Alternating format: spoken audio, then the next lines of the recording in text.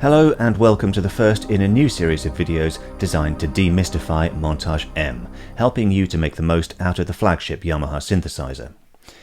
You may have already come across my videos dedicated to the classic Montage and MODX, and a lot of the content here will closely follow those until the series finally merge. But in these early videos, everything will be entirely Montage M specific. Let's get started. I'm sitting in front of a Montage M8X here, so that I can show you the complete feature set, including how to work with polyphonic aftertouch when we get there. But to begin with, I'm going to deal with first steps, like how to find and arrange patches, which are called performances on Montage.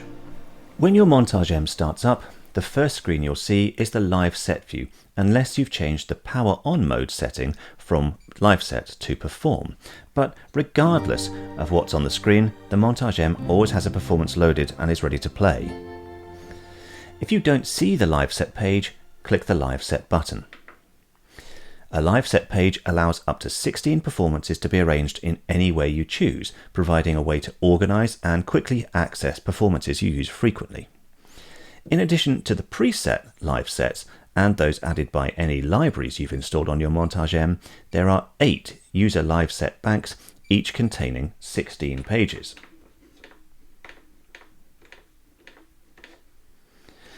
In live set mode, the 4x4 button grid represents the 16 performance slots, and you can either touch a performance on the screen or click the corresponding button on the grid to instantly load that performance, at which point it's ready to play without having to drop to the performance home interface. Additionally, you can use a foot controller to step through the live set sequentially. You can also use the bank buttons to move between live set banks, and the page buttons to change the currently displayed page. The currently selected performance is always shown at the bottom of the live set view, even if that performance is not part of the currently active live set page. When you want to find performances that have not been added to live sets, you can open the category search system. Here you can find every one of the thousands of performances stored on the Montage M. Performances are shown in groups of 8, and you can change the order of the list and scroll its contents using the knobs under the screen. Performances are organized into banks, including the preset bank, the user bank, where your own performances are stored, and banks added by imported libraries. And you can either show performances from all banks or filter the list down to specific banks. You can also filter by attribute, which can be useful if you want to find performances using a particular synthesis engine or performances using just a single part. By default, the list of performances will be filtered to the category of the currently selected performance, but you can remove that filter by deselecting that category either on the screen or by clicking the corresponding button on the grid, which now represents categories instead of live set slots. Using the button grid, it's also possible to filter by multiple categories by clicking and holding on one category and then selecting additional categories. With a single category selected, you can further refine the list of performances by subcategory using the touchscreen. Subcategories can also be selected by holding down either of the shift keys and pressing one of the buttons from the top row of the grid, which correspond to the available subcategories. If you know the name of the performance you want to load, you can use the text search facility to quickly return performances whose names contain the text you entered. All the filters work together, so if the performance you expect to find doesn't appear, clear the other filters that might be excluding it from the search results. When a performance is selected, you can press the Audition button to hear a short piece of music programmed by the performance author.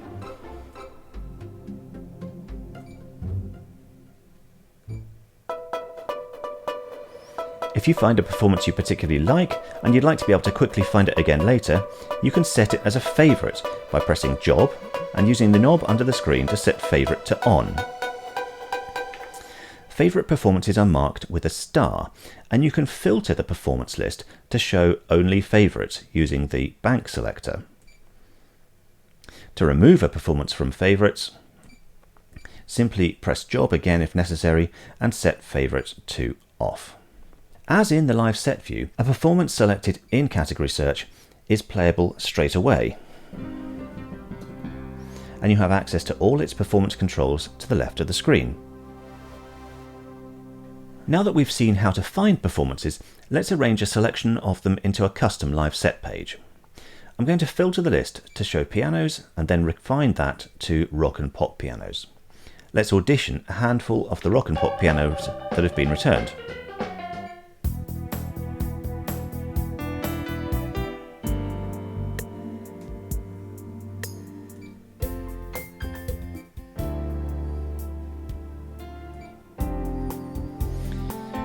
When you've found a suitable performance, you can add it to a new live set page by pressing Shift and Live Set.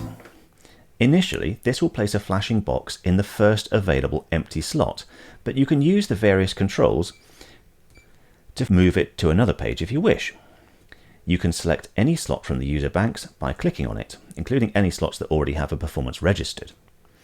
When you've selected a slot, you can either press the Register Without Storing button to make a simple pointer to the performance, or you can use Store as New Performance and Register to save a copy of the performance to the user bank and register that in the live set in case you want to make any edits to the sound at any point.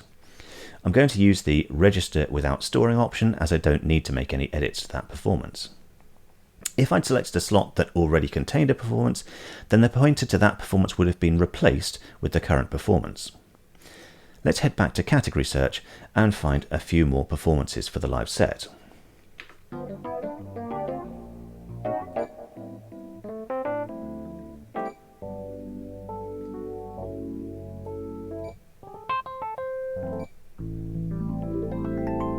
Once you find a performance you like, it's just Shift and Live Set again, and you'll be taken to the slot just after the last one you populated, where you can register the current performance. Let's do the same for a couple more performances. I'll start off by grabbing an ensemble strings performance.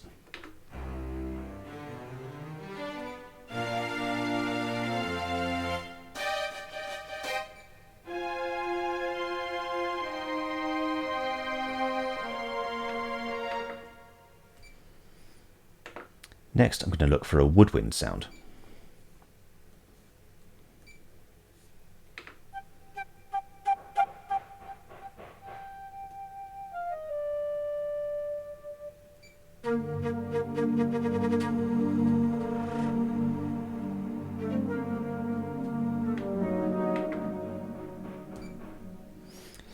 Once you've added your performance, you may want to rearrange your live set page.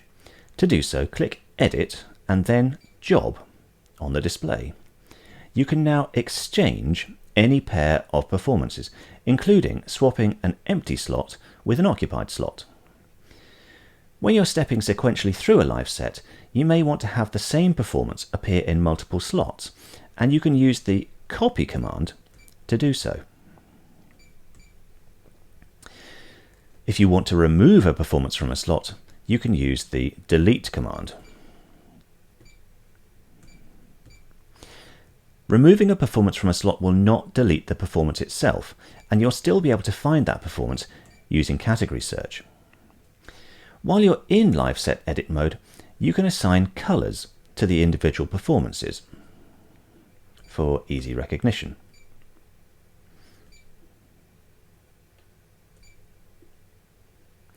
And you can add a quick text note if you like. You can also balance the overall volume of the live set by adjusting the individual performance volume of each particular performance.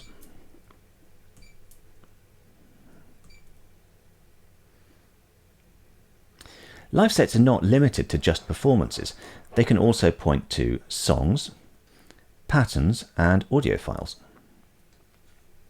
It can be helpful to add custom names to your live set pages, or even to the banks themselves if you want. When you're finished, hit Done and you're ready to go. In both Category Search and Live Set View, every performance is shown with a selection of icons, which tell you something about the performance. The icons tell you about the synthesis engines in use and the presence of motion sequences, patterns or songs within the performance. Performances may also show the SSS icon, which indicates that a performance is capable of seamless sound switching. When switching between performances that support seamless sound switching, the sound of the first performance will continue to play when the next performance is selected, as long as the sustain pedal is held or the notes are in their release phase. However, seamless sound switching only works from one performance to the next. So, if I play and hold a sound from the 2310 Hybrid Orchestra, the sound from the Hybrid Orchestra will sustain while I play the 1982 guitar, but as soon as I switch to a third performance, the sound from the first performance is cut off. It's also valuable to know that if you have the sustain pedal pressed when you switch to the new performance will not respond to the sustain pedal until you fully release it and press it again. Performances can use seamless sound switching if they use only the first 8 performance parts. As soon as sounds are added to parts 9 to 16, seamless sound switching is disabled for that performance. In the next video, we'll visit the performance home screen. We'll see how to find out what each performance can do and how to use the various performance controls.